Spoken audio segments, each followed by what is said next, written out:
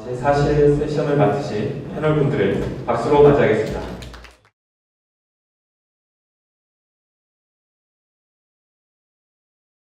방금 소개받은 서울대 경주호입니다. 이러한 귀한 주제의 토론의 사회를 볼 수 있게 돼서 아주 기쁘게 생각합니다. 아침에 이컬러지컬 시빌라이제이션에서 강의를 들었는데요. 시간을 잘 지키는 것도 이컬러지컬 시빌라이제이션의 중요한 요소라고 생각하기 때문에 저는 저에게 주어진 할당된 시간을 정확히 지키겠습니다. 11시 50분에 끝나고 게다가 또 바로 식사가 이루어지기 때문에 제 많은 경험상 그 뒤로 시간을 연장하는 것은 심대한 고통을 다들 받으실 거여서 제가 정확히 시간을 지키도록 하겠습니다. 오늘 발표는 3분의 발표가 있으시고요. 그 다음에 2분의 토론이기 때문에 사실은 아마 다들 느끼셨을 것 같아요. 아침에 강의 들으시면서 아마 질문할 게 너무 많다 이런 생각하셨을 텐데 다 포함해서 이 시간에 제가 최대한 플로우에 시간을 많이 드리도록 그렇게 노력을 하겠습니다. 따라서 발표자들께서는 다행히 그렇게 원고가 길지 않기 때문에 15분씩 발표를 해주시고요. 15minutes 해주시고 그 다음에 토론자는 5분씩 제가 할당을 드리고 남은 시간은 총준과의 서로 교감에 최대한 시간을 하도록 하겠습니다. 첫 번째 발표는 한신대 경제학과의 정건화 교수님이십니다. 저는 한신대 경제학과의 정건화라고 합니다. 제가 오늘 할 주제는 생태적 운영으로의 전환과 거기에서의 사회적 경제 역할에 대한 것입니다. 그래서 맨 처음에 문제는 경제가 생태적 전환을 위한 가장 중요한 영역이 아닌가라고 경제와 생태의 관계에 대해서 그리고 생태적 전환을 위한 경제, 대안적 경제 시스템에 대한 이야기를 조금 나누려고 합니다. 모든 산업사회에서는 경제와 생태가 함께 조화롭게 양립하기가 굉장히 어렵고 지금은 선택적인 문제처럼 많이 제기되고 있습니다. 특히 경제 성장과 저개발 국가의 경제 성장과 생태적 고려가 같이 제기되기 때문에 항상 성장이 경제가 이기는 것으로 이렇게 나옵니다. 그래서 그런 성장이라는 거대한 중요한 목표 앞에 생태적 고려는 너무나 왜소해지는 가치 또는 너무나 경우에 따라 가치스러운 가치인 것처럼 그렇게 있어요. 나오미 클라인이 This Changes Everything이라는 책에서 결국 기후변화 문제는 자본주의와의 전쟁과 같은 자본주의와의 싸우는 문제다 이렇게 얘기하고 있습니다. 그래서 간단히 우리말로 이렇게 조그맣게 썼지만 언제나 자본주의가 경제로 대치하면 언제나 경제가 아주 쉽게 이긴다고 얘기합니다. 그 전쟁은 아주 오래전부터 진행되어 왔고 언제나 베이징에서든 혹은 브라질의 밀림에서든 혹은 어떤 나라에서 대한민국에서도 마찬가지고 결국 그래서 우리가 그것을 결과적으로는 포기하게 만드는 그런 문제라고 제기를 하고 있습니다. 근데 ecology and economy 발음도 굉장히 유사하고 앞부분이 서로 알파벳이 일치하지만 사실 밀접하게 체계적으로 그리고 순환적으로 연결되어 있는 거고요. 그 다음에 그 안에 기본적으로 본질적으로는 자본의 경제의 순환이라는 건 생태계의 순환 안에 포함되어 있는 겁니다. 그럼에도 문제는 경제학이 또는 경제학자들이 그 문제에 대해서 지구의 이런 바이오스피어에 대해서 무관심하고 생태계의 순환에 대해서 무지하고 경제 순환의 한계에 대해서 그걸 거부하는 이런 지가 사실은 무지 오래된 거죠. 그래서 경제학은 넘어가고요. 간단한 그래서 제가 익스터널티라는 외부성을 한자로 썼는데 안 나옵니다만은 생태와 경제의 다양한 연관 속의 상호작용과 효과를 경제학은 외부성이라고 부릅니다. 그 외부성이란 말은 결국 경제 분석의 영역 밖에 내놔놓고 우리가 교실이라고 치면 교실 밖으로 놓고 문을 닫아버리고 아주 제한된 방식으로만 안으로 끌어들이는 방법으로 효과를 고려할 뿐입니다. 그런데 하나의 예를 보면 그 외부성의 전형적인 사례로 우리가 그러나 경제학자들은 거의 전적으로 무시하거나 거의 모르고 있는 사실은 인류가 먹는 농작물의 70%가 식물이 열매를 맺도록 하는 꽃가루 운반자 역할을 꿀벌에 의해서 그 도움으로 가능하지만 그걸 사실 저도 잘 몰랐었습니다. 안 지가 얼마 되지 않죠. 그래서 그럼 과연 그런 21세기의 모든 문명들이 성장과 경제에 몰입하고 있는데 제가 한국에 돌아와서 여기서 차이나 글로벌 TV 네트워크라는 영어 방송 채널을 보면 아시아의 여러 나라에 대한 경제 문제, 한국도 많이 소개를 하는데 인도와 중국 얘기가 참 많이 나오고 도움이 많이 됩니다만은 그걸 보면서 한편으로 많은 공부를 하지만 정말 놀랍고 무서운 마음이 들었습니다. 그 거대한 인구의 나라들이 한국처럼 과거에 또는 유럽처럼 이렇게 경제 성장을 해 나갈 때 과연 나만 아는 게 뭐가 있을까, 무엇이 남을 수 있을까 이런 것들이 정말 이렇게 피부로 느껴질 만큼 그 변화들이 지금은 인도가 그런 길을 굉장히 빠른 속도로 걸어가고 있는 것으로 봤습니다. 이런 조화와 전환이 어떻게 가능할까? 저는 결국 거기에 대한 우선 상상과 전망이 굉장히 필요하다고 생각을 합니다. 근데 그것이 그렇게 생각처럼 어제도 존 카비 얘기를 하셨는데 그렇게 가능하냐라고 많은 사람들이 회의를 하고요. 나오미 클라인도 얘기했지만 그렇게 회의하는 순간 자본주의가 이긴다라고 썼습니다만은 어쩌면 생각보다 어렵지 않고 어쩌면 우리가 이미 너무 익숙해서 잊어먹고 있는 문제일 수도 있다라는 것이죠. 공기처럼. 저는 그렇게 생각을 해서 결국 문제는 내가 그걸 어떻게 생각하고 어떻게 바라보고 어떻게 느낄 것인가의 문제지 정보와 지식의 문제가 아니다. 이런 측면이 굉장히 강하다고 생각을 했습니다. 이건 제가 어떤 책을 읽다가 메모한 부분이지만 사실 우리 현실의 대부분의 문제들이 그렇고 여기서 다루는 환경 생태에 대한 이야기도 그렇다라고 생각합니다. 그래서 화이트헤드가 인류 역사에 언제나 너무나 근본적이어서 인식하지 못한 채 넘어가는 이미지와 관념들이 있어 왔는데 그 관념은 그로 인한 피해자들조차도 그 관념을 공유할 그런 점에서 그것이 너무나 강력한 것이고 또 위험한 것이다 라고 말을 합니다. 진정한 변화가 일어나려면 이 관념의 전환이 필요하고 우리가 그것을 설명하고 사람들의 마음을 적실 수 있는 그런 문화적 서사가 달라져야 된다. 그래서 바로 그것을 우리는 문명적 전환이라고 부른다라고 생각합니다. 실제로 다윈이 생명체의 생존이나 생활의 활동을 묘사하면서 자연의 경제란 말을 많이 썼고 그것을 생태경제학의 창을 만들었다고 하는 해켈도 그 자연의 경제라는 표현을 많이 썼습니다. 그러나 우리가 지금 생각하고 원래 경제에 대한 인식이 생태와 무관하지 행태로부터 같이 연결돼서 나왔던 것인데 우리는 지금은 너무나 다르게 이해를 하고 있다는 것이죠. 근데 분명한 것은 아무도 거부할 수 없는 과학적 사실로서 우리는 행성적 한계라는 것을 이미 다 지적되고 있고 모두가 알고 있는 사실이라고 합니다. 그래서 스웨덴의 환경학자가 제시한 다음에 UN 리우 환경회의에서 제시된 행성적 한계는 기후변화, 해양의 산성화, 오존의 고갈, 질소의 순환, 물 사용, 토지 이용, 생물 다양성의 손실, 에어로졸의 증가, 화학물질 오염 등 9개 영역으로 구성이 되어 있는데요. 이것이 말해주는 건 우리가 유한한 생태계에 속해 있다는 사실이고 무한 성장이라는 것은 불가능하다라는 너무나 분명한 사실입니다. 경제와 이걸 연결해보면 바로 나오는 얘기라고 생각하고 그리고 지구 자원의 소비가 생물계의 수용 능력, carrying capacity의 한계를 넘어 변곡점에 이르면 그 resilience, 회복은 불가능한 회복적 상황이 간다. 여기 이 자리에 조금 늦게 오신 조영탁 교수도 말씀하신 독성화, 탈독성화, 감량화라는 것이 절실하게 필요한 상황이라는 것 우리가 공유하고 있습니다. 그래서 이 그래프는 우리 경제 교과서에 안 나옵니다만은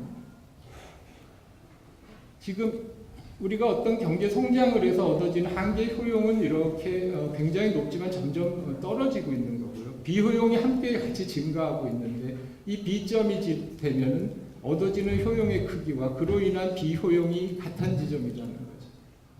그러니까 여기가 지나면은 비효용이라는 건 여기서 말하는 노동의 비효용, 여가의 희생, 자원의 고갈, 오염, 교통 체증 뭐 여러 가지 것들이 있는데 이 지점을 지나면 더 간다면 이거는 뭐 재앙을 맞는 거고 여기까지 우리가 생존할 수 있을지는 알 수 없지만 적어도 이 지점은 물리적으로 성장이라는 게 불가능한 지점을 말하는 것이다 이렇게 생각을 합니다. 그 다음에 이게 단순한 인간까지 우리가 생태계 안에 들어가기 때문에 보자면 바깥에 도넛 경제학이라는 책이 이미 이제 한국어로 번역돼서 지난 6월에 출간이 됐습니다만 그 그림을 제가 인용을 했는데요. 바깥의 이 원은 도넛의 바깥 링은 그런 행성적 한계를 나타내고 안쪽의 링은 포용적이고 지속 가능한 경제 발전을 보여주고 있습니다. 그래서 이 안에 요 안에서 우리가 살고 삶을 지속해야 된다는 것이죠. 근데 이게 너무나 명확한 것 아닙니까? 저는 너무나 명확하면서도 또 사실 또 경제학자들에게 굉장히 낯선 것일 수도 있겠다 이런 생각을 해봤고요. 또 하나 제가 제 전공은 원래 노동경제학이었는데 우리가 말하는 소위 지금 뭐 실업의 공포 아니면 고용 없는 성장 얘기를 하지만 우리가 하는 모든 활동은 경제 활동과 연관이 되죠. 우리 노동과 활동과 연관이 되는데 그것을 임금과 교환하는 노동시장에서 소위 화폐를 매개로 해서 일어나는 활동은 그 중에 빙산의 일각일 따름이다라는 것이 실제로 공동체적인 가족에서의 여러 가지 활동들, 돌보는 활동들, 함께하는 활동들이라는 것이 이 나머지 빙산의 부분들을 바닷속에 튼튼하게 이 빙산을 떠받치고 있는 구조를 만들어내고 있고요. 이것을 실제로 추계를 해보면 이건 호주의 사례이지만 GDP의 절반 정도를 차지하는 정도로도 산출이 됩니다. 또 한 가지는 그걸 우리가 좀 분명하게 한번 성찰을 해본다면 돌아본다면 확인할 수 있는 사실들이고 또 하나는 현실 자체가 우리가 그것을 외면하지 못하게 이미 진행되고 있다는 사실입니다. 스테이터스 코라는 것은 이제 옵션이 아니다라고 얘기를 합니다. 그래서 그 대표적인 사례가 주류경제학적 방법론을 가지고 계량적 분석을 했던 스턴 영국의 경제학자 스턴에 의한 스턴보드 리뷰라는 책에서 이게 더 이상 지속 가능하지 않기 때문에 효율성의 측면을 얘기하더라도 우리는 앞으로 기후변화가 초래하는 비용은 인류 전체 GDP의 5% 내지 20% 그 이상을 계속 요구할 것이다. 이미 극단적인 기후라던가 쓰나미라던가 하는 것들이. 근데 지금 우리가 선제적으로 하면 전체 GDP의 1% 정도를 투입한다면 예방적으로 또는 선제적으로 한다면 그 비용을 오히려 훨씬 줄일 수 있다 이렇게 얘기를 합니다. 그래서 새로운 경제에 대한 패러다임과 새로운 정책적 접근이 중요해질 텐데 그것은 아까 인용한 도넛 경제학에서 나온 것처럼 이 도넛 링의 바깥과 안을 잘 고려해서 이 사이에서 우리가 지속 가능하고 안전하고 공정한 경제를 만들어가기 위해서 노력하는 그런 경제 시스템이 나와야 돼요. 그것은 경제와 생태가 통합되는 것이고 그 안에서 이런 거의 자연의 법칙, 연력학 법칙조차 우리가 그것이 순응되는 그것의 일관성을 유지할 수 있는 그런 경제 체제를 만들 수 있다는 거죠. 그 모양은 우리가 익숙한 자주 물론 도넛이 한국에서 던킨 도넛도 도넛이라는 이름을 빼려고 한다고 하고 건강에 좋지 않은 식품이라는 이름이지만 커피와는 참 잘 맞아서 여전히 우리에게 익숙한 이름입니다만은 이런 설명을 할 수 있겠습니다. 그래서 우리가 기본적으로 생각해 보면 그것은 이미 우리가 분명히 알 수 있고 확인할 수 있는 사실이고 그 변화라는 건 우리가 이미 거부할 수 없는 사실이고 또 한 가지 제가 말씀드리는 건 그 변화라는 것이 이미 우리 단순한 당위와 윤리의 차원에 있는 게 아니라 실행의 차원에서 여러 실험들이 나타나고 있다라는 것입니다. 그래서 세계경제 위기에서 협동조합으로 대표되는 사회적 경제가 주목받고 성장하는 것과 마찬가지로 다른 대안을 위한 여러 소규모 프로젝트들이 성장하고 있습니다.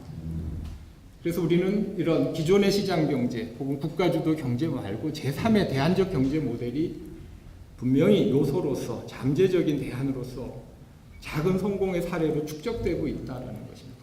그리고 제레미 리프킨은 그것을 지금의 변화하는 기술 체계 속에서 이 통신수단 아니면 사물 인터넷, 에너지와 물류의 혁명 이런 것들을 통해서 이것이 글로벌 차원에서 콜라보레이티브 커먼스라는 게 성장하고 있고 그것이 자본주의의 시장의 영역, 자본주의 이윤경제 영역을 점점 축소시켜 나갈 것이다 라고 말합니다. 문제는 그것이 자연스럽게 대한경제로 가는 게 아니라 우리가 우버 모델에서도 보듯이 분명히 이윤경제의 어떤 영역이 될 수도 있지만 다른 경제 영역으로도 갈 수 있다는 것이죠. 그것이 우리들의 역할이라고 생각합니다. 그래서 협력적 공유라고 리프킨이 말했지만 이것은 이미 우리가 주거, 돌봄, 재생에너지, 도시농업과 도시와 농촌의 교류, 보육, 의료, 온라인 오픈 플랫폼으로서의 다양한 쉐어웨어들, 또 그 조직 형태로는 협동조합, 사회적 기업, 공유경제, 또는 지역재단, 전환마을, 금융과 관련하면 사회적 금융, 크라우드 펀딩, 아니면 지역화, 대한화폐, 타임뱅크, 크레딧. 이미 예전부터 있었던 것들이 더 앞으로 기술적으로 혹은 사회적으로 지역적 기반을 가지고 확대될 수 있는 가능성을 충분히 가지고 있다는 것입니다. 마지막으로는 이미 유엔에서 1990년대 초중반에 GDP 국민 계정을 대체할 수 있는 또는 크게 보완할 수 있는 환경경제 통합 계정을 제안을 했고 이 30년간 계속 보완을 통해서 이미 유럽의 많은 나라들에게 시험적으로 적용을 하고 있습니다. 우리나라도 2007년에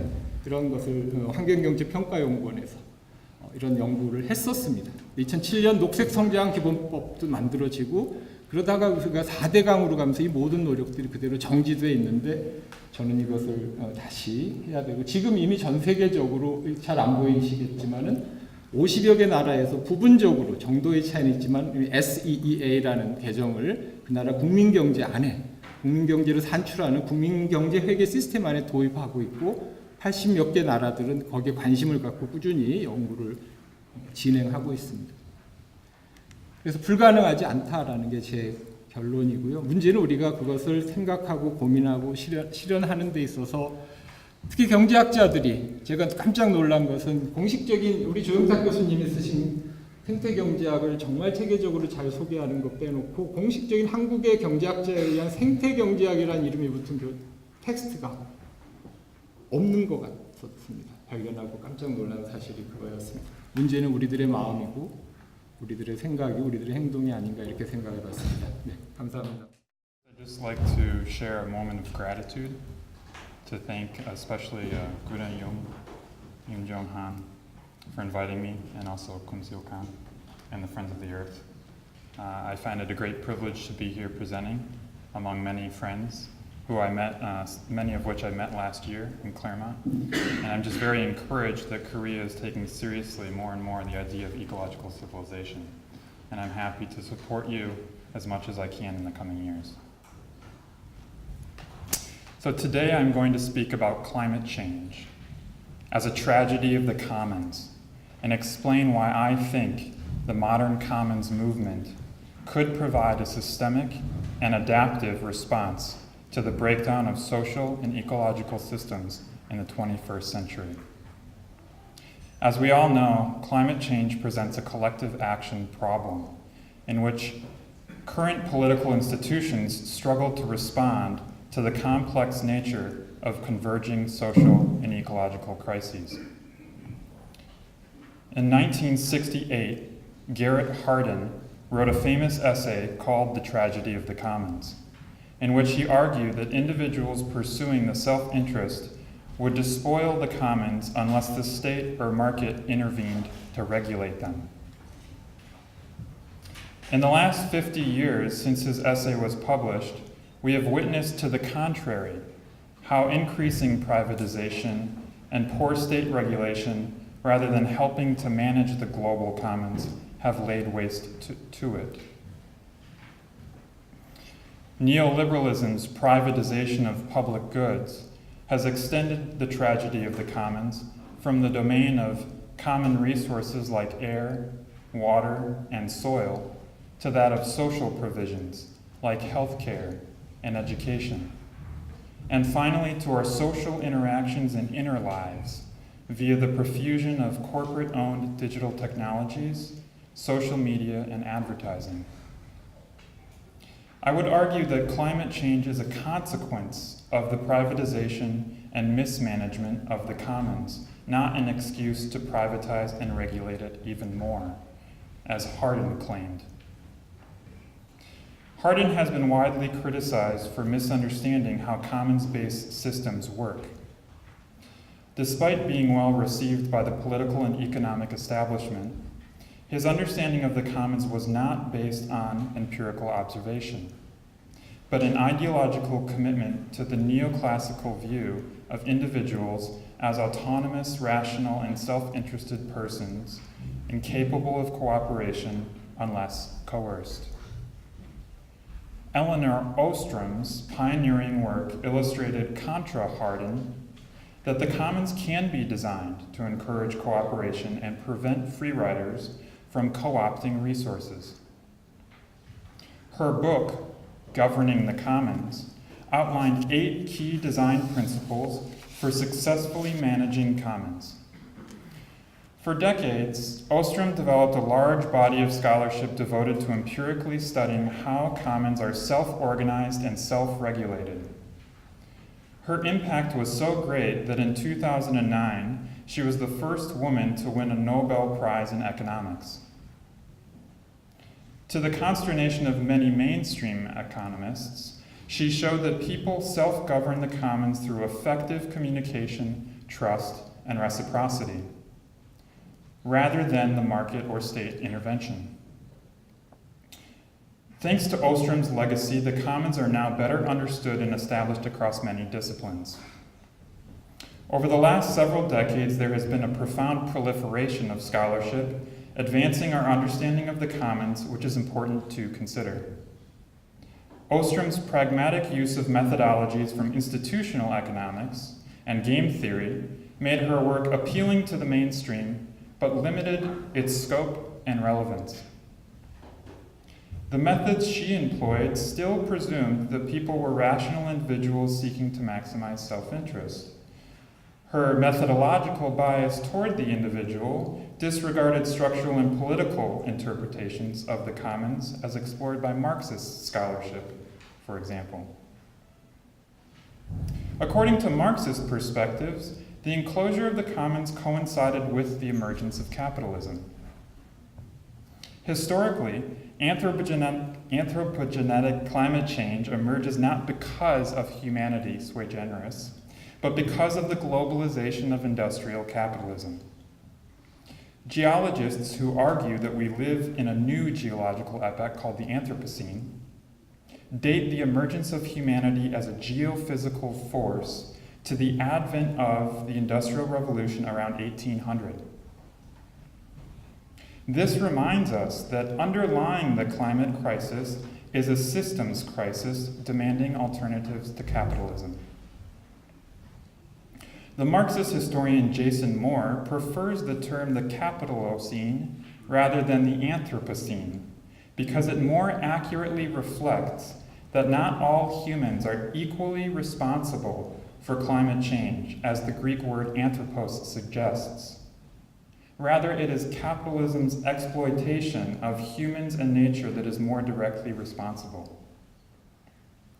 Fortunately, systemic alternatives to capitalism already exist. In his essays, Commons in the Pluriverse, Arturo Escobar argues that the practice of commoning makes many worlds possible within the one world of global industrial capitalism.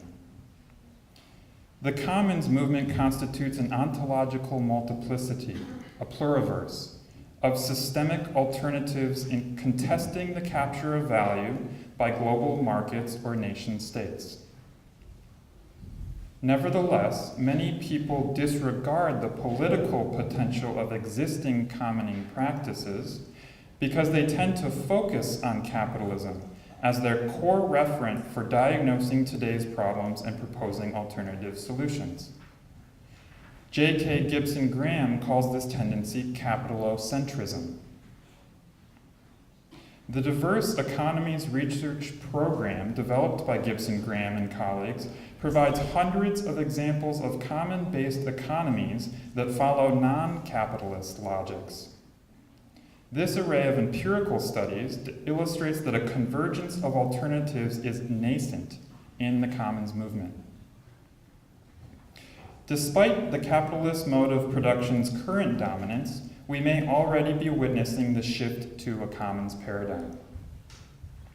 For most of human history, the practice of commoning was the default mode of production, and in most cases, it remains the default mode of social reproduction, considering how much unpaid labor, performed mostly by women and people of color, is performed via commoning.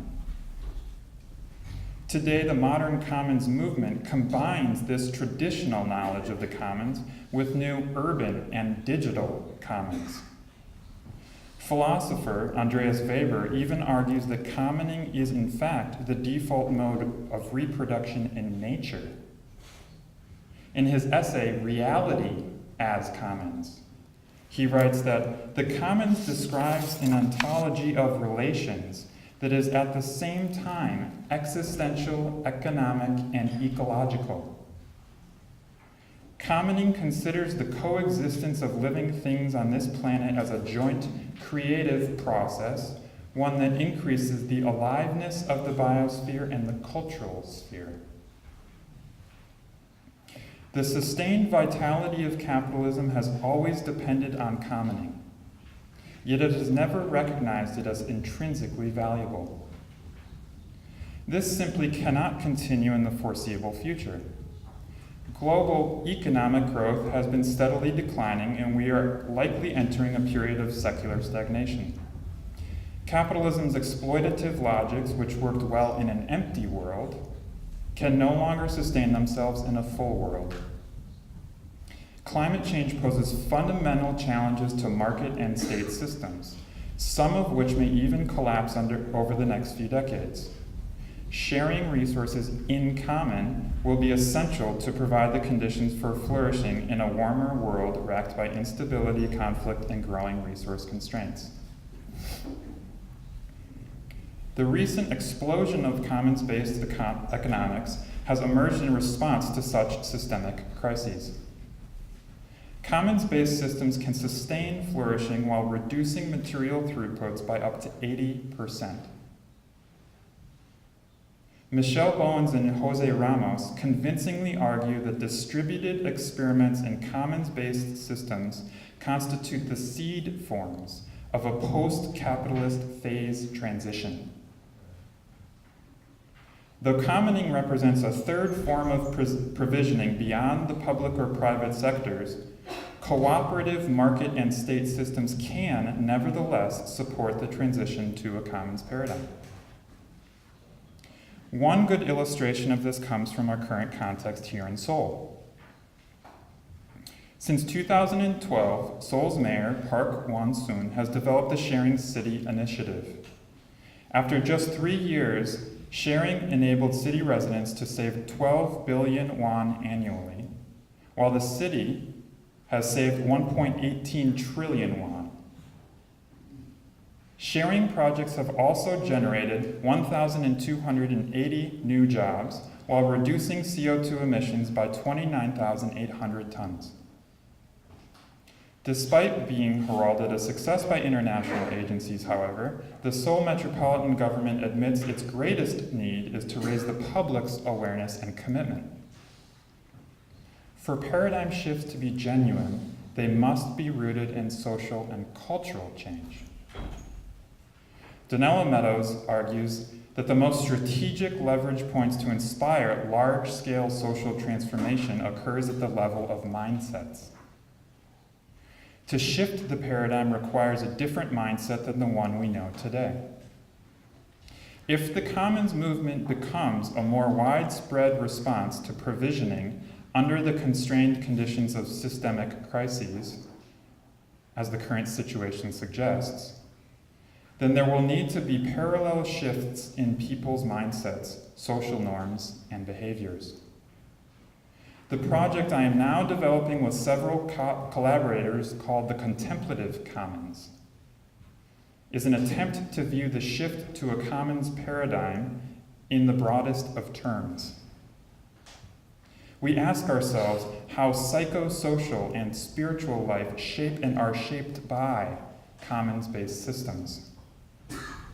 These are questions we do not yet have complete answers to because we are still in the process of developing and exploring them. Garrett Hardin, and to a lesser degree, Eleanor Ostrom, developed their work on the commons within the current paradigm. Their understanding of commons as objects, whether material or immaterial, was implicitly informed by an ontology of substance, in which commons are conceived as being constituted by rational, autonomous individuals who cooperate because of formal norms and rules prescribed to them by outside authorities. Developing the commons via this liberal theory of the individual, market, and state is problematic because it reduces flourishing to an imposed set of procedures and regimes for managing life.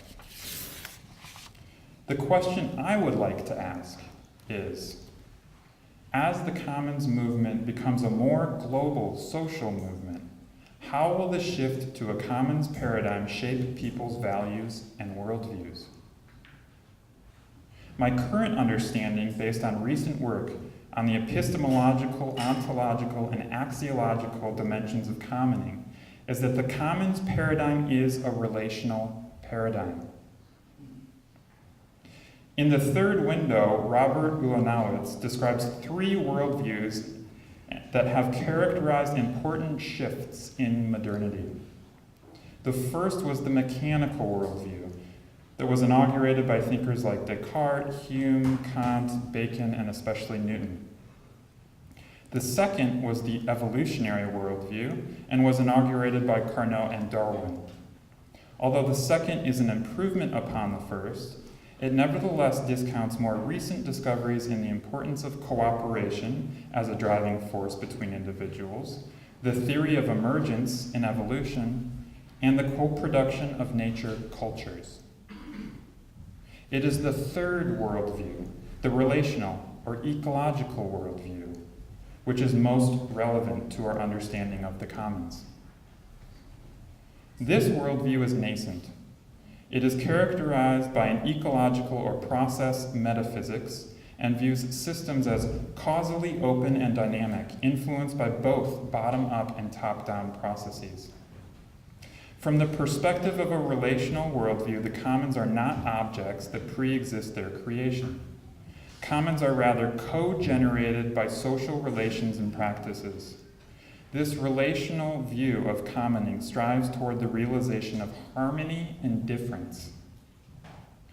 It imagines an ecology of the commons, which envisions dynamic solidarities and collaborations across ontologically different commons communities. It views commoners as providing the conditions for each other's flourishing, emphasizing that freedom and self-determination are dependent on building richer, more intricate connections to communities of human and non-human beings, forces, and objects.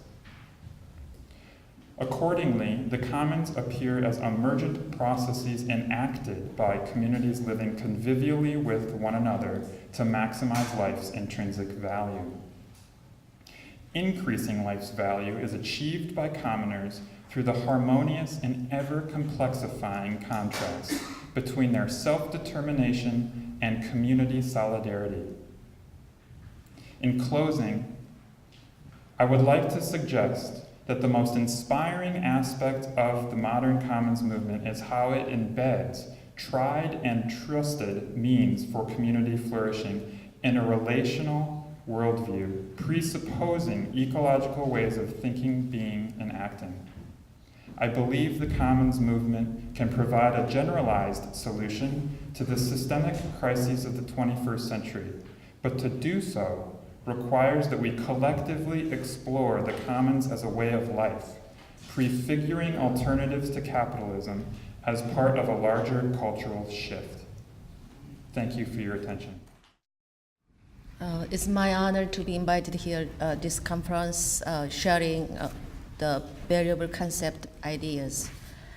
Today is my speech. It started at 2 points. One is that the enlargement of legal concept, the legal entity. In other words, it has the legal rights and duties. And the other point is that if we introduce the jurisprudence, Earth's jurisprudence to the concept of legal words, what is the instrument to change the world? Now let me begin my speech. Sorry, I am little catching cold. 제가 오늘 발표할 부분은 지구법학과 새로운 경제 시스템에 관한 것입니다. 법은 사실 굉장히 전문적인 영역이기 때문에 굉장히 테크니컬한 부분입니다. 그래서 오늘 주제가 유니버설하고 커먼한 주제인지에 관해서 관심이 많으실 텐데요. 사실 법은 가장 기본적인 그 도구입니다. 세계를 이해하고 규정하고 규율하는 그렇기 때문에 꼭 전공자가 아니시더라도 많은 흥미를 가지고 있으시라고 믿습니다. 제가 지금 소개할 부분은 지구법학과 새로운 경제 시스템인데요. 기존의 경제와 관련된 법 영역은 경제법 부분입니다. 기존의 경제법이 들어오기 시작한 그 시점은 과거에 그 자본주의 발달로 인해서 어떤 그 문제점을 해결하기 위해서 대기업 문제라든지 노사 문제, 카르텔 또는 콘체른 같은 문제를 해결하기 위해서 20세기 초에 안 들려요?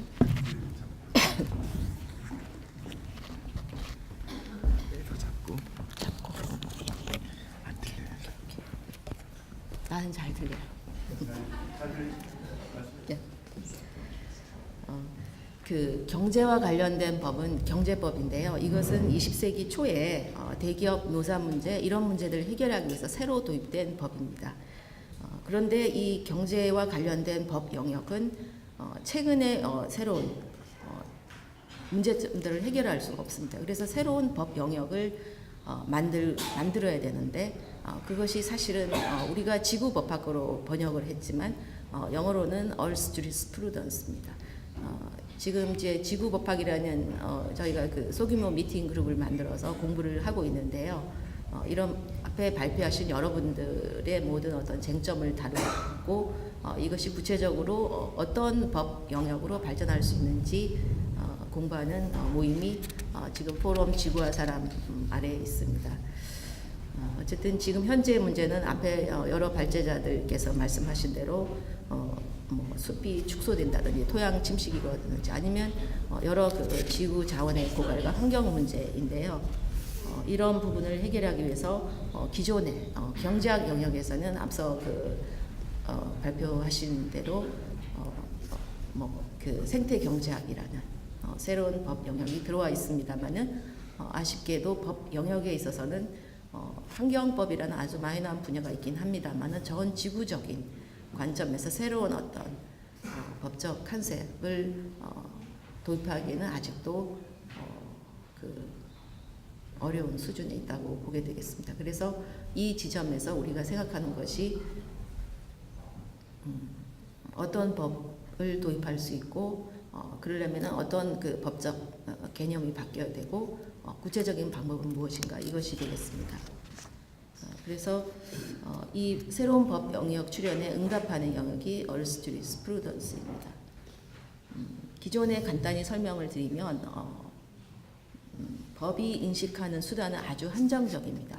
쉽게 예를 들자면 그 레이더에 뭐가 그 인식되는 것은 어떤 단위가 있지 않겠습니까? 법도 마찬가지입니다. 법적 눈으로 레이더의 눈으로 인식하는 그 인식하는 단위가 되어야만 법이 적용되는 이런 구조에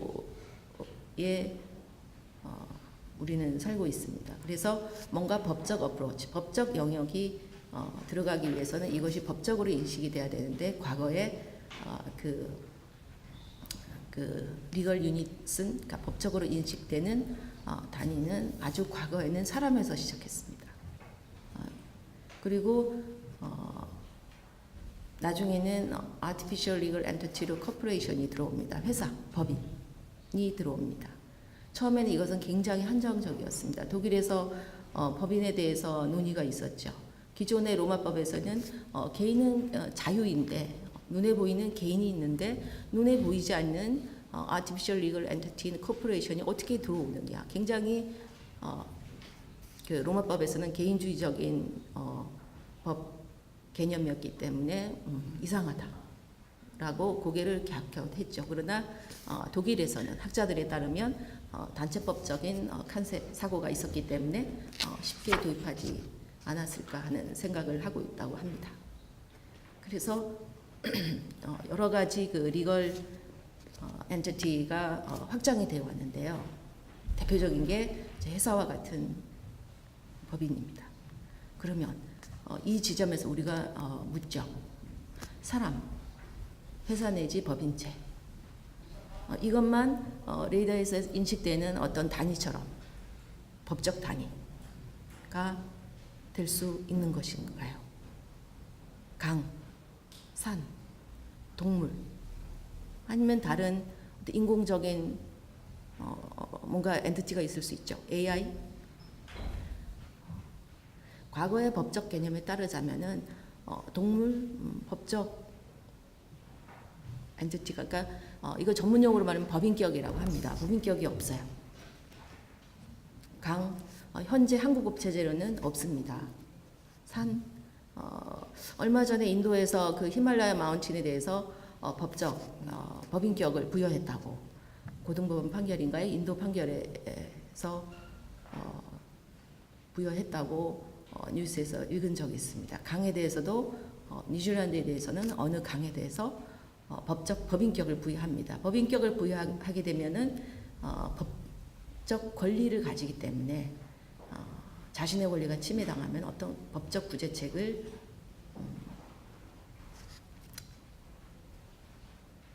부여할 수가 있는 거죠. 그래서 제 첫 번째 생각은 이 리걸 엔티티, 법적 법인격의 확장. 그래서 이것을 확장시켜서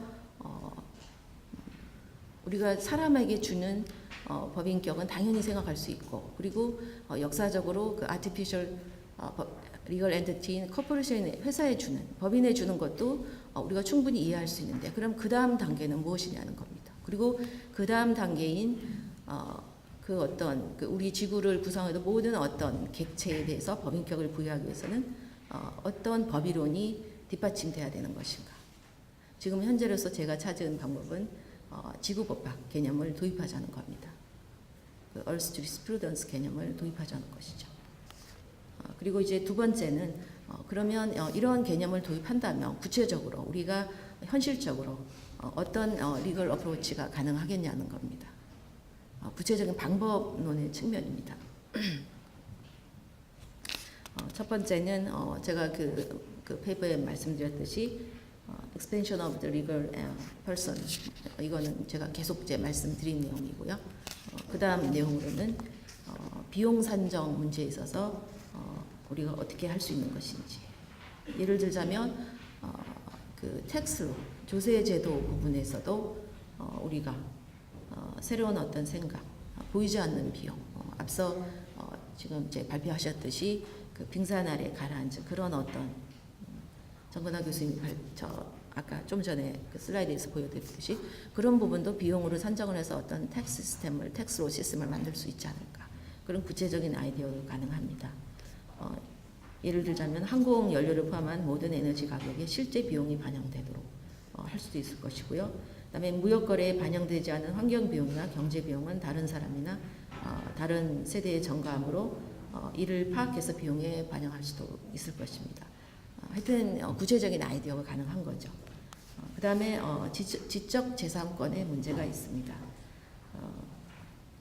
그 지적 재산권을 과도하게 보호하면은 일반 국민들은 독점 기업에 의존할 수밖에 없는 이런 그 문제점이 발생할 수도 있습니다. 이것도 일종의 권리이긴 하나 이 권리가 지나치게 보호되면 어떻게 될까요?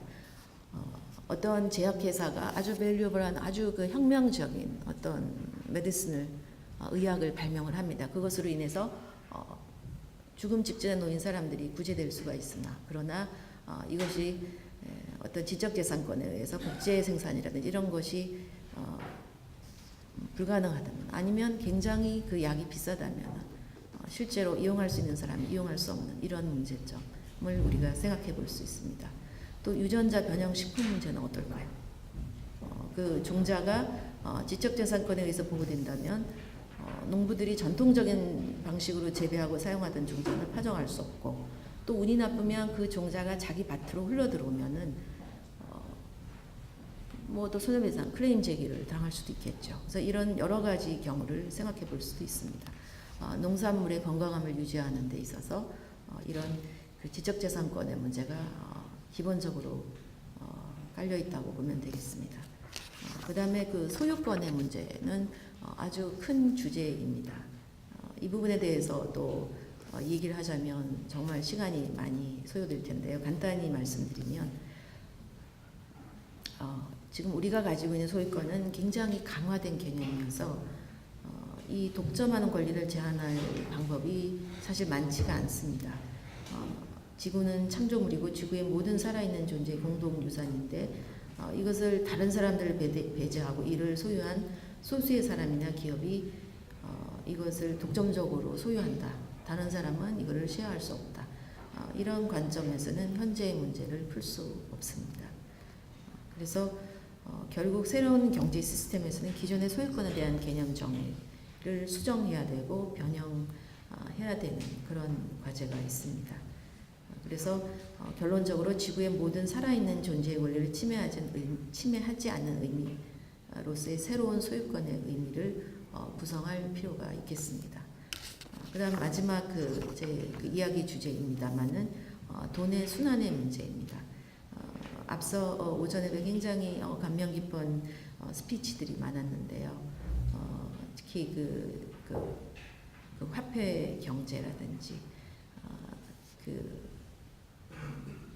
버블 경제, 화폐의 그 버블로 관한 여러 가지 문제점 또 저희가 바로 오전에 직전 세션에서도 좋은 얘기를 들었습니다만은 저는 좀 다른 관점에서 이 돈의 순환이 촉진되도록 어떤 법제도를 구축할 필요가 있다고 생각을 합니다. 돈은 이미 부자가 된 부유층에게만 흘러가고 부유층의 투자를 유인하기 위해서 투자자들에게 너무 많은 보상을 해줍니다. 이것은 지금 현재 경제 시스템에서 돈이 흘러나가고 있는 구조라고 보면 되겠는데요. 이는 마치 자원이 낭비되고 있는 것과 같은 유사한 현상이라고 볼 수 있습니다. 그래서 돈이 시장에 머무르는지 어디로 흘러가는지 어느 지역이나 국가로 가는 것인지 아니면 줄줄 새어나가서 세금이나 규제를 회피하기 위해서 역의 신탁을 하는 것인지 이런 부분도 결국은 법의 영역이 되겠습니다. 간단히 예를 들자면 대형 슈퍼마켓 체인에서 우리가 물건을 사지만 그 돈은 결국 어느 연구에 의하면 밤새 런던에 보내져가지고 금융시장에서 운용돼서 결국 이 지역에 떨어지는 돈은 얼마 되지 않는 이런 예가 있긴 합니다만은 어쨌든 그 지역 경제를 앞에서도 여러 가지 이제 관점에서 말씀하셨는데 그것도 결국 돈의 순환과 관련된 문제라고 생각이 됩니다. 그래서 이것 외에도 여러 가지 어떤 리걸 어프로치가 있긴 하겠습니다만은 오늘 제 이 얘기에서는 간단히 몇 가지만 기본적인 그 생각의 거리, 질문 주제를 던지는 선에서 마무리하고자 합니다. Thank you for your hearing.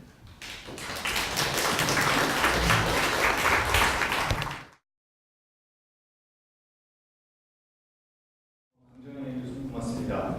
이제 토론 시간인데요. 지금 두 분 토론자께서 앞으로 나와주시면 되겠고요. 아마 이 질문이 많이 있으실 것이기 때문에 먼저 청중으로부터 질문을 좀 받고 발표 세 분. 첫 발표에서는 생태경제학이죠.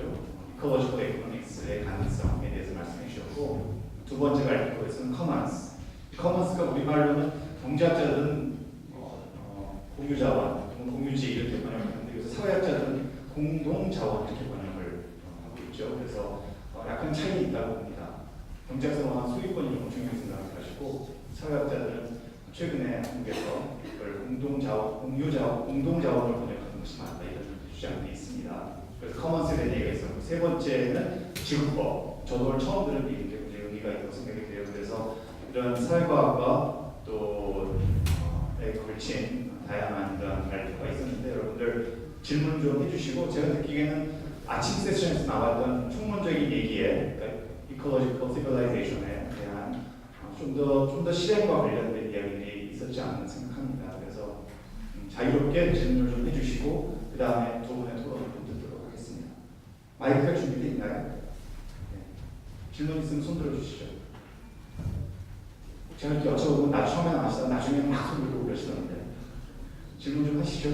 분명히 있을 것 같은데. 없으세요? 예. 아까 저는 김우병이라고 신학을 하는 사람입니다. 전에 한 질문에 대해서 약간 얘기를 좀 할 수가 있다고 우선 전체적으로 코멘트를 하고 구체적인 질문은 잭 월시 박사님한테 드리고 싶습니다. 전체적인 질문이라는 것은 상당히 이번에 프로그램 진행의 조합이 상당히 저로서는 참 흥미롭다고 보는데요. 일단 기본적인 구체적인 질문 나중에 뒤에 있으면 하도록 하고, 일단 에콜로지컬 시빌리제이션이라는 개념 자체가 잭 월시께서도 뭐 얘기가 하셨지만 사실 이 동아시아 한국, 일본, 중국, 홍콩, 뭐 싱가포르는 사실 전통적으로 컨퓨시언 시빌리제이션입니다. 컨퓨시언 시빌리제이션은 by nature itself it is relational and ecological civilization. 제가 써본 것을 그랬는데 소위 그 웨스터니제이션, 인더스트리제이션, 크리스찬니제이션을 통하여 사실 그러한 에콜로지컬 릴레이셔널 모델이 깨어졌어요. 그런데 지금 와서 다시 웨스트 쪽에서 잔 하프부터 시작해서 필립 크레이턴 이런 분들이 다시 에콜로지컬 시빌리제이션을 얘기한다는 것은 저는 한국 동아시아 학자로서 this very fun. In a way, they are responsible to destroy our beautiful ecological and industrial civilization, and now they come again and then using same name and say try to give some input. But I really wonder. They need kind of historical responsibility for us. And here is Confucian civilization. We have a relational and ecological knowledge, and nobody yet talk about Confucianism. This is indigenous and local, very important tradition, but still very much West-oriented philosophical and practical discussion. So I really want to go forward. This is Korea. That same thing happened in WCC, World Council of Churches meeting in Busan. They came to Korea and they never talk about Confucianism and Indonesian culture. They just talk about Western theology and some South Asian theology. This is Korea. But I really want to hear about our own ecological civilization, our own ecological insight, which I think very important for global discussion in the future. So recommend Dr. Roshi. Your third model is precisely Confucian model. So I think you have a good product, good result if you have dialogue with Confucianism. 질문은 아니었지만 아주 중요한 문제 제기를 해주셨다고 생각합니다. 제가 다시 반복해서 요약하지 않겠습니다. 또 질문 있으십니까? 예. 잭 웰시 연구원님께 여쭤보고 싶은데요. 지금 공유라고 하는 것, 공유운동이라고 하는 것들은 하나의 인식의 차원에서 이런 것들이 가능하다라고 하는 인식의 차원에서도 굉장히 중요하지만 사실 하나의 실천으로서 뭔가 가능성을 발견하는 게 중요하다고 생각하거든요. 그래서 아까 생각하는 공유 프로젝트에 대해서 말씀하셨는데 조금 더 거기에 대해서 구체적인 내용, 그래서 어떤 가능성들, 현실적인 가능성들을 발견하셨는지 거기에 대해서 조금 더 말씀해 주시면 좋을 것 같습니다. 질문 하나 정도 더 듣고 그 다음에 두 분 토론을 듣도록 하겠습니다. 네, 안녕하세요. 저는 참여하고 싶다 신재입니다. 두 분께 질문을, 우선 발제를 잘 들었고 좋은 말씀 주셔서 감사합니다. 두 분께 여쭤보고 싶은데요. 정건환 교수님이 말씀해 주셨던 사회적 경제 관련한 좀 질문을 던지고 싶어서요. 한국에서도 이명박 정부 이후로 사회적 경제를 성장시키고 지원하는 정책들이 굉장히 많이 활발히 있었는데 몇 년간을 돌이켜보면 사실 사회적 경제가 자리를 잡았다고 보기 굉장히 어렵습니다. 일자리 만들어내는 것들을 보면 그 산업 전체에서 차지하고 있는 파이가 굉장히 적기도 하고 지속 가능성도 사실 담보하기 어렵고 그러다 보니까 몇 년 전부터 사회적 경제 내부에서는 그런 얘기들을 많이 하더라고요. 사회적 기업도 기업이다. 가장 큰 목표는 이윤을 창출하는 것이다. 좋은 일을 하는 것이 아니라 일단 이윤을 창출해야 좋은 일도 할 수 있다.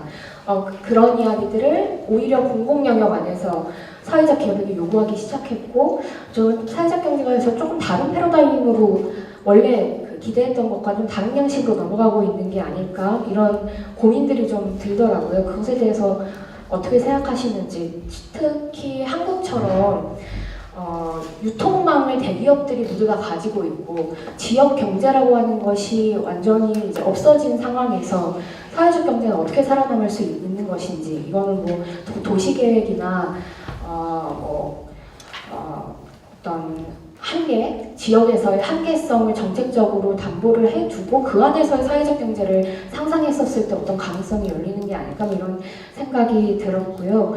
비슷한 차원에서 제가 그 LA 요새 보니까 버드, 그 킥보드 회사들이 많이 차려졌더라고요. 그래서 사람들이 우리 서울에서 자전거 공유하는 것처럼 킥보드 공유해서 아주 짧은 거리를 잘 다니고, 그런 공유 경제는 확실히 뭐 이렇게 새로운 그 교통 시스템으로서 자리를 잡고 뭐 자동차를 덜 쓰는 문화로 만들어질 수 있을 것 같기도 합니다만, 다른 차원의 공유 경제도 있지 않습니까? 예를 들어 에어비앤비나 우버처럼 거대 글로벌 대기업이 사실상 제3국에 있는 국민들을 거의 프레카리아트로 만들어버리고 착취하는 구조를 계속해서 양산하고 있고, 전 그러니까 국경 문화를 뛰어넘는 공유경제가 완성되었을 때 그건 오히려 초국적 자본들을 인정하는 루트로 가지 않을까 이런 고민들이 듭니다만, 이것에 대해서 좀 어떻게 생각하시는지 궁금합니다. 네, 두 가지 질문 정 교수님께 주신 걸 답변해 주시고요. 일단 이제 두 분이 앉으셨으니까 5분간 두 분 서로가 토론 듣겠습니다. 먼저 한국환경정책평가연구원의 김종호 박사님.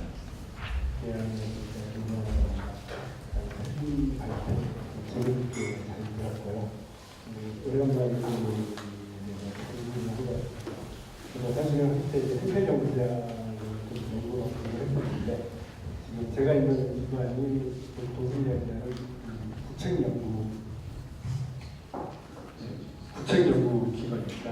구책연구기관이라는 건 주로 정부 정책 개발하고 어떻게 효과적으로 실현할 건지 이런 거에 이제 연구원이다 보니까 오늘 이게 발표하신 전 종류의 내용들을 제가 계속 공부하기가 참 어려운, 저도 이제 자본주의 사회에서 먹고 살아야 되니까 그렇습니다. 그래서 제가 주로 많이 연구하는 거는 생태경제학에서 어쨌건 계속 얘기했던 자본주의와 관련된 어떤 생태관계 이런 거 할 때 피지컬 메타볼리즘 이런 게 저희 강조를 많이 해왔습니다. 그게 이제 아까 정건환 교수님께서 발표하셨던 SEA라는 게 사실 그 생태경제학의 동기가 부분적으로 반영된 게 그 시야거든요. 그래서 제가 이제 2000년대 중반부터 주로 이제 그 관련된 연구를 좀 많이 해왔었고요. 실제로 아까 2007년부터 환경유지평가연구에서 작업을 했던 그 작업도 제가 했던 겁니다. 그리고 오늘 말씀드릴 것도 사실 뭐 이제 앞에서 발표하셨던 게 코멘트 하는 건 아니고 이 제목도 이제 한국경제의 지속 가능성과 피지컬 메타볼리즘이라고 했는데 우리나라가 어느 생태 경제학에 관심을 둔다면 어느 상황이 있는지 진단과 관련된 것을 주로 데이터 중심, 지표를 중심으로 말씀을 드리도록 하겠습니다. 자, 그림만 가지고 설명을 해도 될 것 같은데요. 그 한글로 된 거는 195페이지고요. 자연스레 영문으로 된 거는 153페이지에 있습니다. 일단 피지컬 메타볼리즘 또 지속 가능성 평가하는 지표나 도구 굉장히 많습니다. 그거 제가 소개해드릴 거는 그게 일부분인데 한국을 대상으로 해가지고 대표적인 것 중에 생태 발자국이라는 게 있습니다. 이거는 이제 개념적으로 이제 캘리커스티 역수인데 그 그림 195페이지 그림 1을 보시면 우리나라의 어떤 생태적인 용량하고 실제로 사람들이 생태 이체 부하가 1970년대쯤부터 역전이 돼가지고 현재는 우리나라가 그 생태 용량 대비해서 생태 발전적 비율이 800%를 넘고 있습니다. 그리고 보통 이게 150%를 넘으면 생태적 부채가 심각한 국가를 불러내는데 아주 우리나라는 심각한 국가라고 할 수가 있는 거죠. 그리고 좀 시험을 자세히 그냥 그 아래 그림을 보시면 근데 재밌는 게 아래 그림은 이제 그 HDI라고 있습니다. 이제 그 인간개발지수라고 우리는 번역을 하는데 1인당 GDP하고 평균 수명하고 그리고 문맹률 이런 아주 대표적인 세계 지수 사회의 발전 수준을 측정하는 대표적인 지수 중에 하나고 그거랑 생태 발전과의 관계를 표현한 그림입니다. 이걸 보시면 이제 그림 패턴은 2.1가 개별 국가고요. 패턴 이렇게 가는 게 있습니다. 그리고 그림에서 아래쪽에 있는 나라들이 대부분 아프리카 국가나 아시아 저개발 국가들이고요. 오른쪽 상단 쪽에 이렇게 올라가 있는 게 유럽 국가들인 거죠. 그러니까 실제로 이제 기존의 이제 경제 발전 패턴이라는 게 생태 용량이 작업돼서 인간답게 살 수준으로 가지만 그게 생태 발전을 더 크게 하면서 지구에 대한 부하를 더 키우는 그러니까 기존 패턴이 어땠다는 걸 아주 명확하게 보여주는 거죠. 그리고 현재 한국은 이 유럽 국가들 근처에 와 있습니다. 이미 그러니까 이 그림으로 보면은 사실은 뭐 선진국 흔히 얘기하는 선진국 수준이고 지구의 환경 발전을 많이 일으키고 있는 나라인 거죠. 그리고 이제 이 패턴을 과연 벗어날 수가 있겠느냐? 사실 이게 개별 국가의 노력을 해결할 수 없다는 것도 어떻게 보면 이 그림이 같이 보여주는 거라고 할 수가 있습니다.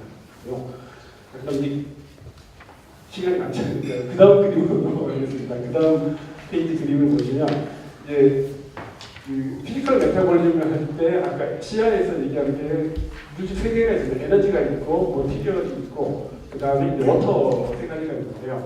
이 세 개의 인터랙션으로 관련해가지고 한국이 취약한 지점이 보통 이제 에너지 쪽입니다. 에너지가 우리나라에서 그 생산량이 없을 뿐만 아니라 굉장히 에너지 사용량이 많습니다. 물론 이건 한국 같은 산업구조의 문제라는 게 연결된 부분이 큰 거고요.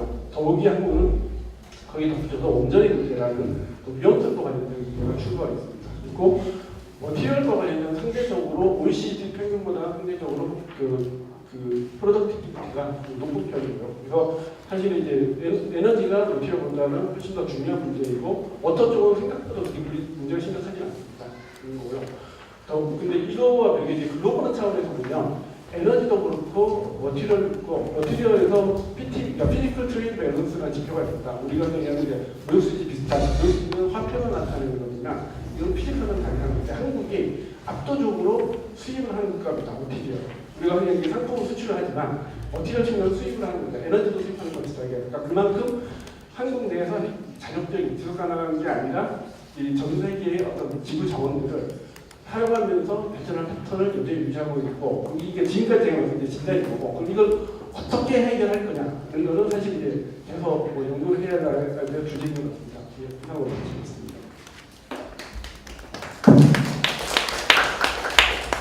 네, 고맙습니다.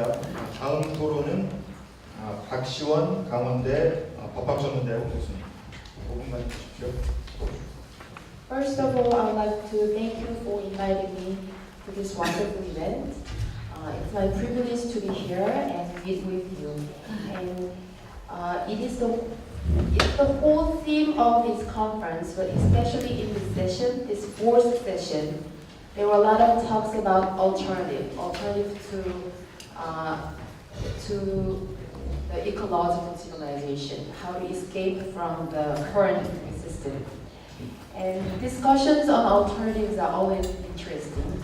And in this session, alternative to capitalism, alternative to life, that could stop global destruction were discussed. And while I was reading this the material, I was more interested in how we could transit to alternative system and how we could escape or how we could exit out the current system. So that was my the common theme to my comments to individual presenters. I will speak in English to Dr. Walsh. It's fascinating to learn the commons movement around the globe. In particular, your explanation on the commons paradigm being a relational and ecological paradigm was very enlightening. Imagine the world is filled with people, those who pursue the common paradigm, who plan to build richer or intricate connections to communities of human and non-human beings so that they could maximize life intrinsic values. It's very refreshing just by imagining such an alternative pathway. It's inspiring, yet I believe it's extremely ambitious alternative too. And I have contemplated on your comments that this paradigm shift to the commons movement is influenced by both bottom-up and top-down process. I understand that a paradigm shift would be led by those who have the third worldview. In that sense, it is a bottom-up process, I believe. But how would you envision that top-down approach would nudge such a shift? I think in Korea, the political branch is very much, well, as with other countries, it's very influenced by the current economic power. So it's very difficult to imagine the government is eager to nudge the shift to the alternative. So how would you think that top-down approach will give the current economic powers the way out? That was my comment on Dr. Walsh present. 그리고 정경화 교수님 발제문에 대해서 제가 간단히 코멘트를 드리면 저는 이제 그 경제학을 잘 몰라서 사실 그냥 제 그냥 간단한 생각을 공유하는 차원에서 말씀을 드리겠습니다. 교수님 발제문을 읽으면서 협력적 공유 사회에 대해서 생각해보게 되었습니다. 특히 유럽에서 재생에너지를 생산해서 공유하는 에너지 민주주의, 에너지 분권화가 큰 사회적 움직임이 되어서 재생에너지 확대에 큰 역할을 한 바가 있습니다. 덴마크에서도 그랬고 독일에서도 그랬고 탈핵운동의 일환으로 재생에너지 공유체제가 형성되었습니다. 각각 다른 이유에서 시작되었지만 덴마크와 독일의 경험은 기후변화 시대 화석연료의 대체제로서의 재생에너지 가능성을 전 세계에 보여주고 있습니다. 제가 이제 기후변화와 에너지에 관련해서 관심이 있다 보니까 아무래도 이런 쪽으로 고민을 해봤는데 우리나라에서도 최근 재생에너지 확대라는 다양한 논의가 진행되고 있습니다. 덴마크와 독일에서와 같이 공동체가 발전원을 공유하여 수익을 내거나 지자체가 적극적으로 재생에너지 시설을 설치하는 등 고무적인 일들이 진행되고 있습니다. 그러나 재생에너지가 확대되면서 곳곳에서 갈등이 커지고 있는 것도 사실입니다. 특히 대단지 풍력이나 태양광 시설에 대한 지역 주민들의 반발이 매우 높아서 오히려 중앙정부가 설정한 재생에너지 목표치 달성이 불투명하기도 한다는 그런 연구 결과가 나오고 있습니다. 이런 부작용의 원인으로 우리나라 재생에너지 확대 정책이 시민들의 자발적인 힘으로 시작된 것이라기보다 유엔 기후변화 협약 등 외부적인 이유로 실적 압박을 받는 정부가 일부 대형 사업자들에게 재생에너지 확대를 의무화하면서 시작된 것이 아닐까 생각해 봤습니다. 평생 지역에 살면서 토지에서 농사 등을 통해서 생업을 유지해온 지역 주민들은 타지에서 온 생명부지의 사업자가 재생에너지 사업이라는 이름으로 토지를 구입하고 시설물을 설치해서 그것으로 정부 보조금을 받아서 수익을 내는 이 사업 방식에 대해서 본질적으로 거부감을 갖습니다.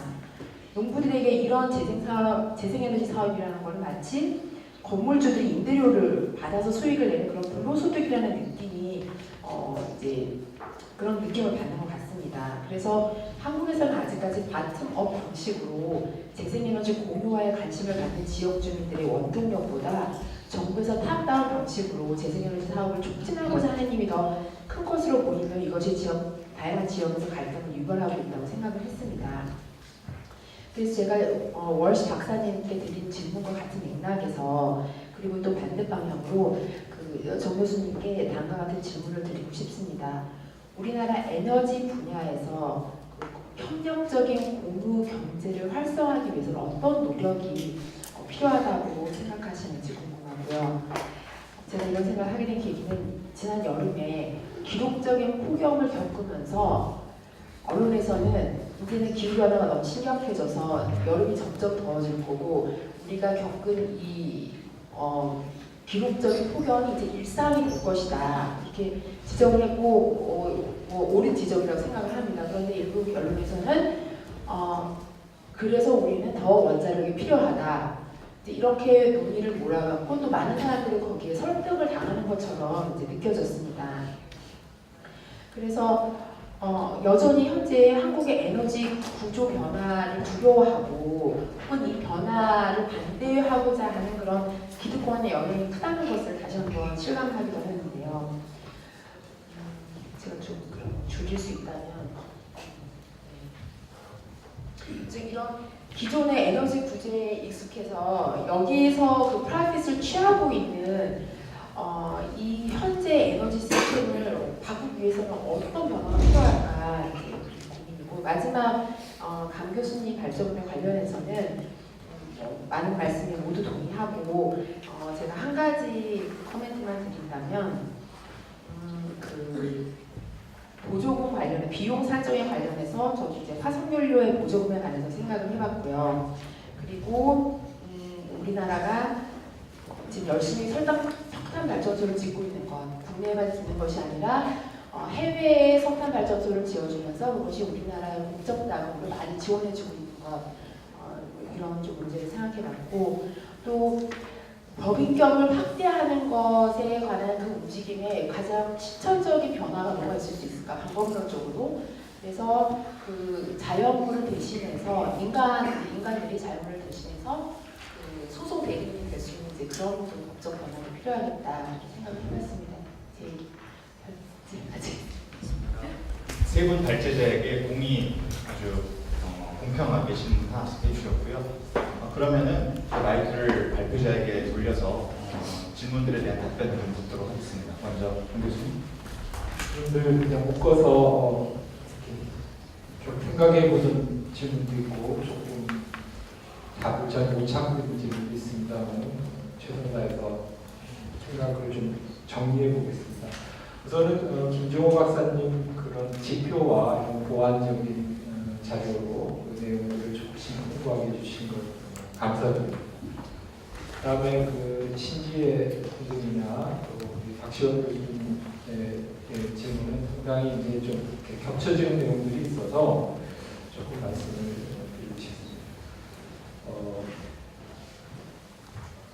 대기업, 결국 사회적 경제라는 게 한국에서 자생적인 그런 능력이 있느냐, 그러니까 사회적 경제가 대안적 경제 모델이 과연 될 수 있겠느냐라고 하는데 두 가지 말씀을 드리겠습니다. 하나는 물론 지금은 굉장히 취약하지만 그동안의 여러 가지 변화 성과나 특히 지방 정부들이나 중앙 정부가 심지어 박근혜 정부 하에서도 그 여당의 원내대표가 사회적 경제라는 것은 한국 경제를 위해서 어떤 이념을 넘어서서 필요한 일자리를 만들어내는 또 경제를 활성화하는 그런 중요한 둘이 될 수밖에 없다. 이렇게 얘기했던 것을 조금 이제 생각해 보고요.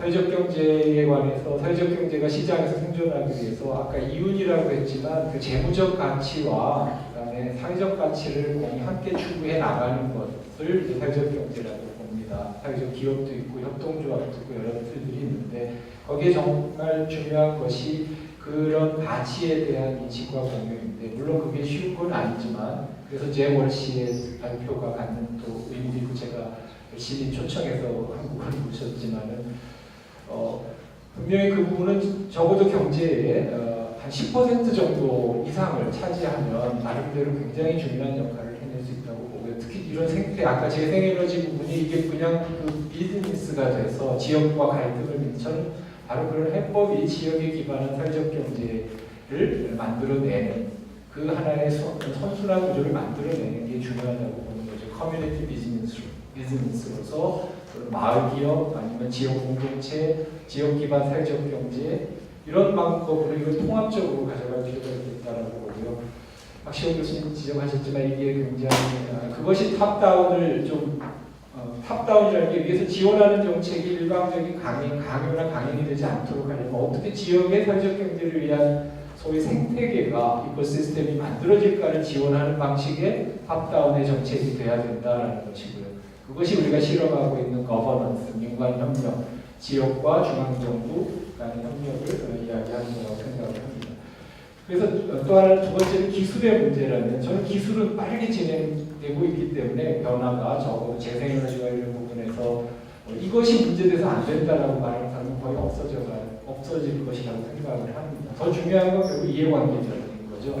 어마어마하게 현 상황의 이해관계를 걸고 있는 수많은 기업과 관련된 부분이 있는 겁니다. 이게 현상유지고 현상유지라는 건 그것을 유지하는 엄청난 힘이 작용하고 이해관계를 작동하는데 이걸 어떻게 넘어설 것인가의 문제겠죠. 그래서 사람들은 대중들은 꿈을 꾸는 것으로부터 시작해서 사실 그것만으로 되는 건 아니죠. 굉장히 물질적인 이해관계가 작동하는데 그래서 저는 국가의 정책이라고 생각을 합니다. 두 가지 하나는 유럽에서 독일이 재생에너지율이 이렇게 높아진 이유는 70년대 두 가지였죠. 체르노빌의 핵사태와 원전이 사고가 나고 또 하나는 미국에서 지미 카터 대통령이 100억가량 솔라 패널을 올린 겁니다.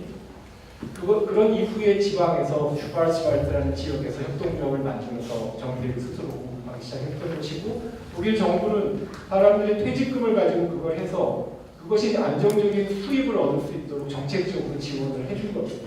그래서 제가 읽은 책에 의하면 재생에너지들은 첫째로 정책, 둘째로 정책, 셋째로 정책이라고 말했습니다. 그 다음에 경제학에서 혁신이론의 마츠카토라는 여성 미국의 경제학자입니다만 혁신이론의 슈펜터를 잇는 가장 젊은 연구자를 추방받는다고 하는데요. 결국 혁신이란 무엇인가? 혁신은 결국 이런 반성적인 스테이터스코나 경로 의존성을 넘어갈 수 있게 혁신은 국가가 해내야 된다라고 합니다. 패러다임 체인지에 준하는 혁신을 위해서는 그냥 단순한 이게 몇몇 개별적 기술이 아니라 이걸 시스템적으로 더 이상 돌아오지 않을 만큼의 관성적인 걸 끊어내는 어마어마한 투자, 전쟁을 몇 개를 치르는 이런 투자를 지속적으로 한다라는 것이죠. 그 정책 의지가 우리나라의 정치 시스템이 그걸 감당할 수 있는지는 모르지만 답은 저는 그거라고 생각을 하는 거고 그 정치는 그런 정치적 지도자는 어떻게 생길 것인가? 그게 우리가 그런 것에 대한 소망과 마음을 갖고 그런 선거 시스템을 활용해내야 된다라는 게 제가 생각합니다. 예, 마지막으로 우리나라가 유동조합, 그러니까 사회적 경제 관련 아까 5%도 안 되지만 사실 우리가 농협이라든가 아니면 새마을금고라든가 협동조합이라고 할 수 없는 협동조합 형태의 많은 조직들이 사실 있습니다. 이 부분을 변화시켜서 이것이 새로운 방식으로 우리가 도시 재생을 하듯이 협동조합이 아니지만 협동조합적 기능을 가질 수 있는 공공적 책무를 갖는 많은 인프라와 자본들도 저는 있다고 생각하고 이것의 변화도 매우 중요하고 이것도 역시 정책의 문제라고 생각합니다. 네. So the first question directed towards me was about the realistic possibilities of the commons movement.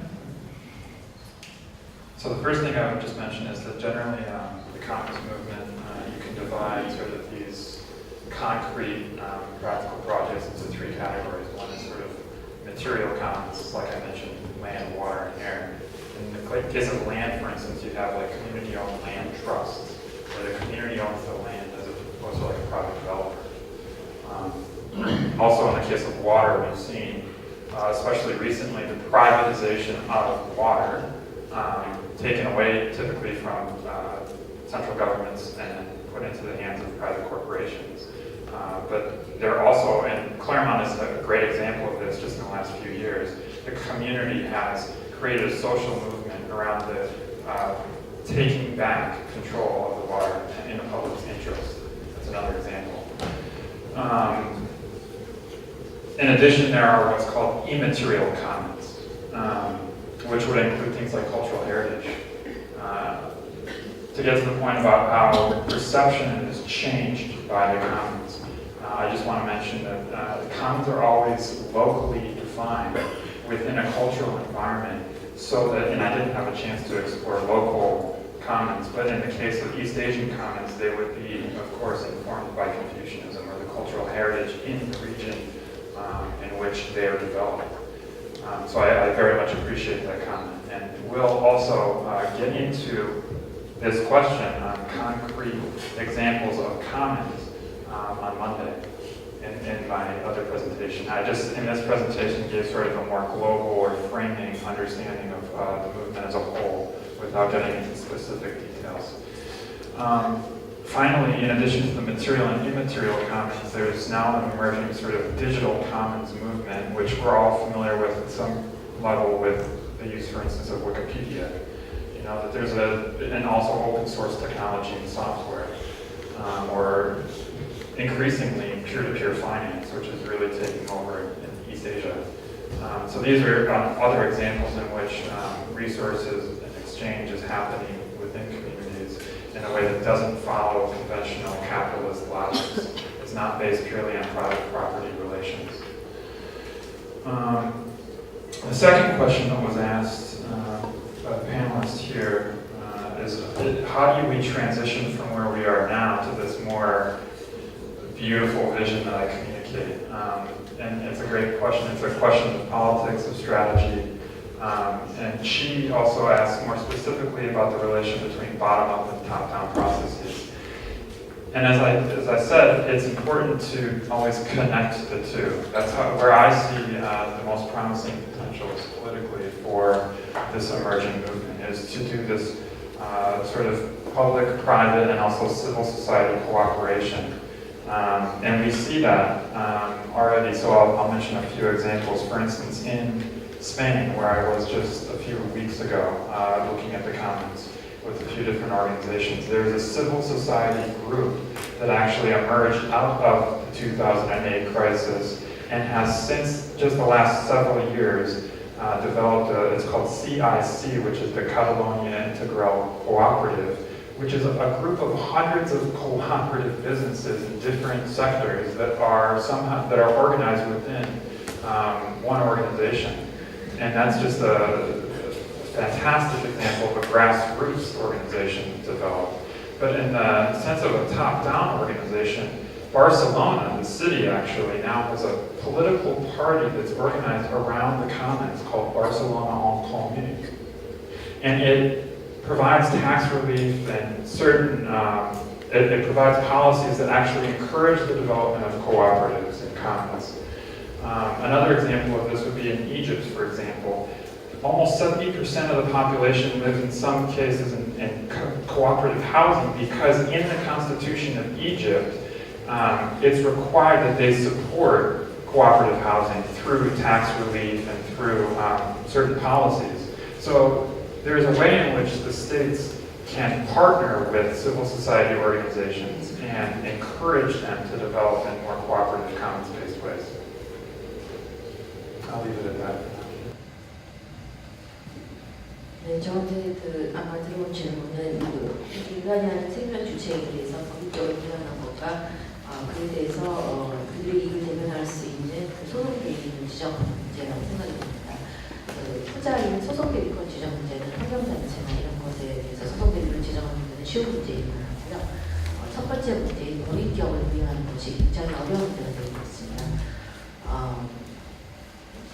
여러분도 아시다시피 그 세계는 두 가지 리걸 시스템이 있는데 하나는 컨텐트 시스템이고, Japan, German, French, and China and Korea. The other is Commonwealth system. 미국이나 영국 같은데요. 한국 같은 그 컨티넨탈 기준으로 시스템에서는 새로운 아이디어, 새로운 법 개혁은 입법을 통해서만 주로 가능합니다. 물론 법원의 판결, 그 커먼로 시스템처럼 법원의 판결에 의해서 가능은 하겠지만, as far as I know, there are two persons whose former job was a judge. 그 지각의 제 변호사님, 최성동. I think that as a judge, maybe it cannot be possible. So the best way is the 입법입니다. 국회에서 입법을 통해서 애니멀이나 강, 산에 대해서 법률을 부여한 것은 I think that is the best way and useful way. 그래서 그것만이 현재로서는 가능하다고 저는 생각을 합니다. 소송대리권 부여하는 것은 훨씬 더 쉬운 문제가 될 것이고요. 첫 번째 문제가 우리 그 시스템에서 굉장히 어려운 새로운 개념이기 때문에 쉽지 않은 것이고, 우리는 이제 국민들의 생각과 여러 어떤 여론에 의해서 국회에서 새로운 법을 만들므로써 동물 받는 그 법적 주체에 대해서 법률적으로 부여하는 것이 가능하다고 저는 판단을 합니다. 제가 끝나기 전에 아까 우리 신학자 선생님께서 중요한 문제 이걸 주셨는데 거기에 대한 코멘트는 없었기 때문에 제가 그냥 간단히 제 생각만 사회자 특권으로 말씀드리면, 저는 오늘의 주제가 이 생태 문명 이런 것인데, 분명히 한국적 상황, 한국의 강, 한국의 산, 한국의 지형, 그리고 한국의 문화, 문명, 그리고 심지어는 그 인구 밀도 얘기까지 이런 우리나라만이 가는 특성이 있다고 생각하고요. 거기에 맞는 우리의 사고의 체계, 발전의 방향 이런 것들을 모색하는 것이 필요하다. 지금까지 사실은 서양의 것을 받아들이는데 그것도 지금 현재 많이 들었지만 그런 우리의 정말 진지한 부분이 꼭 필요하다고 생각이 들고요. 그런 면에서 제가 도발적인 그 앞에 발표하신 분들에 대한 코멘트를 드리자면, 제가 부탄에 가봤거든요. 제가 작년에 부탄에 갔었습니다. 하도 이제 GNH를 많이 하고, 저도 그것이 상당히 중요하다고 생각하기 때문에 부탄에 부탄가 부탄 GNH 열흘 동안 다니면서 공무원들도 만나고 현장 있는 도시에 또 시골에 있는 여러 주민들도 현장에서 만나면서 느낀 것은 이 사회에서도 과연 정부 주도로 완벽히 탑다운으로 GNH라는 개념이 왕위에서 만들어지고 지금까지 해왔지만 실제 민중의 삶은, 실제 특히 이 농촌에 있는 삶은 꼭 그것을 다 받아들이고자 하지 않는 분이 굉장히 많다. 제가 거기서 한 가지만 드릴게요. 한 도시에서 다른 도시로 가는데 220km였습니다. It took me 17 hours. 220km를 가는데 17시간이 걸렸어요. 저 20년이 버스를 가는데, 과연 이 사회가 우리가 해피니스를 얘기할 수 있는 것인지, 물론 다른 좋은 면도 많이 있지만 제가 도발적인 질문, 그리고 이런 것이 동남아시아 같은 나라에 많이 전파하려고 합니다. 미국 같은 나라. 근데 그 나라의 빈부격차는 너무너무 심한데, 내세에 좋은 일이 생길 수 있다, 행복하자, 이런 식의 과연 접근이 아시아 여러 개도고, 심지어는 대한민국에 어떤 시선을 줄 수 있는지 이런 생각을 하게 됐고요. 그리고 두 번째 발표에 대해서는 좀 외람될 수 있지만, 서양에 대한 어떤 동양애 이런 걸 강조하셨지만, 제일 또 느끼면은 너무 좀 그 발표의 내용이나 전달의 모습 속에서 좀 중화주의가 느껴지는 것 같아서 약간 불편했습니다. 예, 죄송하고요. 12시에 식사 시작하겠습니다.